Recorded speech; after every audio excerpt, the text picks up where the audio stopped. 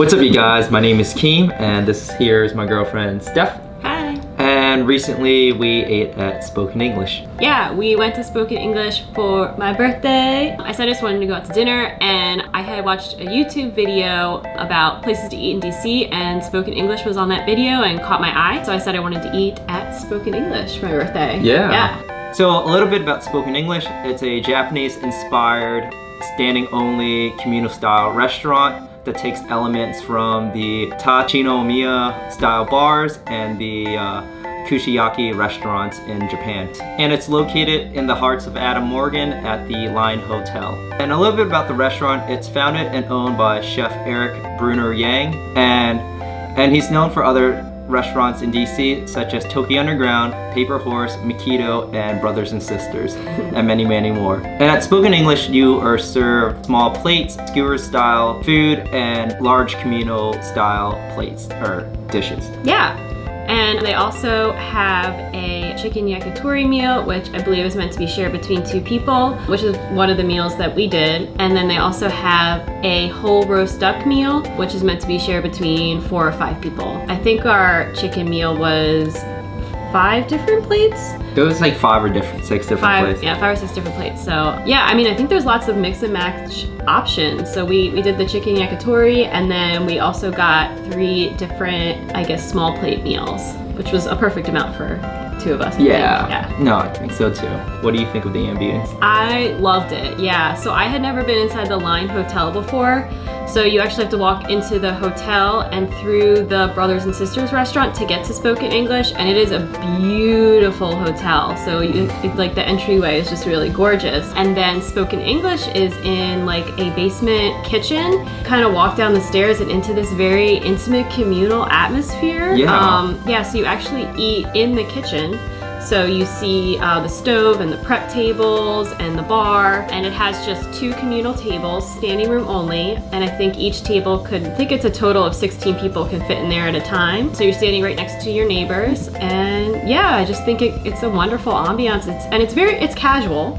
Definitely a casual feeling where you just I felt very comfortable. I walked in there and I was kind of blown away with how, I think unique and beautiful a kind of kitchen can look, and how warm and inviting it was. I really liked it. Kind of lends itself to not being scared to talk to strangers and your neighbors, and even not just talking to your neighbors, but it even lends itself to this very kind of open and inviting feel to talk to the cooks and the chef and the servers. They're all very, willing to converse with you. So I think it kind of lends itself to that, where this is an opportunity where you can talk to your cook. Yeah. And it's okay, And it's awesome. And it's awesome.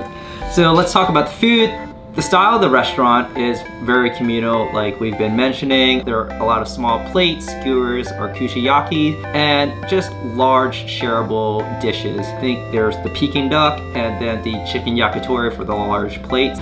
So for our meal, we decided to get 4 plates and a few cocktails and sake drinks. So one of the plate is the chicken yakitori, which is the large shareable dish.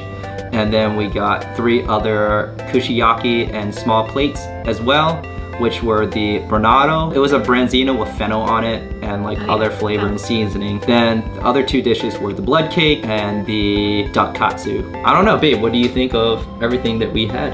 I thought everything was really delicious, and I felt like the quality was top notch. I loved every single dish that we had. It was really delicious. The blood cake definitely stood out to me as my favorite, but I really enjoyed everything. And everything was really creative too. Yeah. I mean, it was creative, and it was very different. Like, it's not your typical fare. And one of the things that I really liked about the food there was, I think they really try to encourage people to explore and try things that normally they would never pick on the menu, such as like chicken heart and that blood cake in itself, and other parts of the chicken that usually we would just throw out.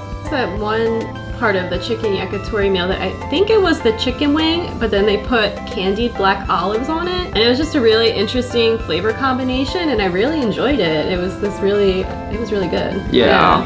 And like Steph mentioned, one of the cool things is that you can go walk over to the kitchen and just watch the cook and the chef just make and prep your meal right in front of you. And it just brings a lot of perspective and a greater appreciation to what is being served to you. And one of the cool experiences that we got to do was talk to Chef Matt Crowley. He's the head chef of the restaurant. He said that a lot of the kushiyaki dishes and the small plates are often swapped out seasonally and sometimes weekly, so that anytime a restaurant patron comes back, they're always served something different and unique that they haven't eaten before. They said they keep a few staples on the menu, like a few of the favorites. One of which he said the blood cake is always one of the staples.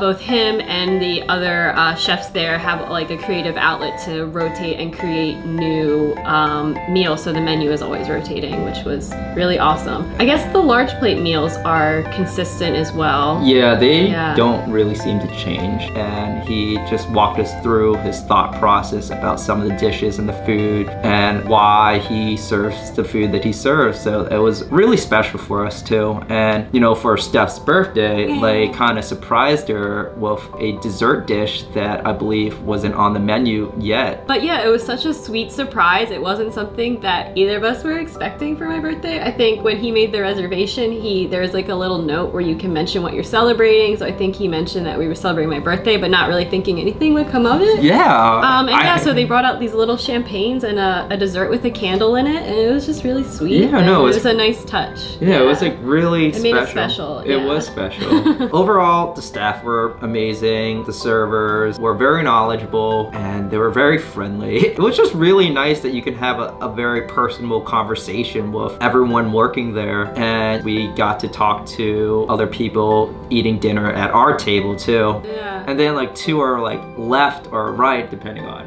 where we're standing, two random groups of people come in, and by the end of the night they were just talking and laughing with each other. Like BFFs by the end of the night. Yeah, so it was just like a really nice intimate experience. Yeah, it was definitely 5 out of 5 stars for me, and one of the best restaurant experiences I've had in a while, for sure. No, agreed. Yeah. For me, it was definitely a 5 out of 5 star experience for me as well. I just loved the ambience, the experience with just the interaction with everyone, and just the environment. It just felt so warm, welcoming, and like fun. And definitely shout out to our server. He really made the experience for us. You know, and I can't thank him enough. And that's basically it for the review. You know, let me know if you guys like this video or this style of video. We would be more than happy to make more videos like this in the future of food. Spoken English. All right, guys, that's basically it. Yeah, go to Spoken English. Go to Spoken English.